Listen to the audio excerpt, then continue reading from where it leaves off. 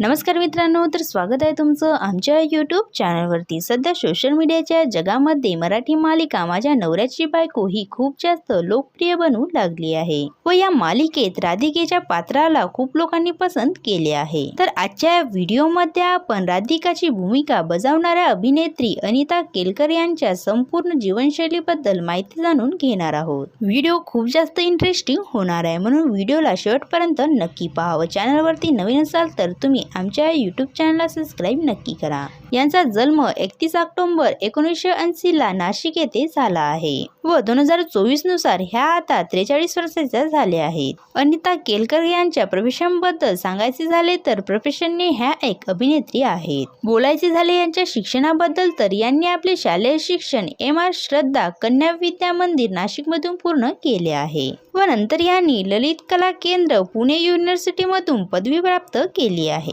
बोलायचे झाले अनिता केलकर यांच्या फॅमिलीबद्दल तर यांनी 2005 मध्ये चिन्मय केलकर यांच्या सोबत लग्न केले। सांगायचे झाले अनिता केलकर यांच्या करिअर बद्दल तर यांनी 2008 मध्ये सनई चौघडे या चित्रपटातून आपल्या करिअरची सुरुवात केली। या सोबतच अनिता केलकर यांनी कॉफी, बरच काही, आजोबा, पोपट, सीमा, कंदा मैना, अपेइंग, घोस्ट, जोगवा, अडगुला मडगुला अशा प्रकारच्या मराठी चित्रपटांमध्ये काम केले आहे व 2012 मध्ये यांनी अय्या या हिंदी चित्रपटात आपली भूमिका बजावली होती। सोबतच यांनी दार उघडा ना गडे या मराठी मालिकेतून टेलिव्हिजन इंडस्ट्रीमध्ये आपले पदार्पण केले व त्यानंतर यांनी अग्निहोत्र, मंथन, अनामिका आणि एक लग्नाची तिसरी गोष्ट मध्ये सहाय्यकाची भूमिका बजावली होती व त्यानंतर यांनी अग्निहोत्र, मंथन, अनामिका आणि एक लग्नाची तिसरी गोष्ट मध्ये सहाय्यकाची भूमिका बजावली होती। सोबतच यांनी बालवीर, बंदिनी आणि भाई भैया और ब्रदर यासारख्या हिंदी मराठी मालिकेमध्ये काम केले।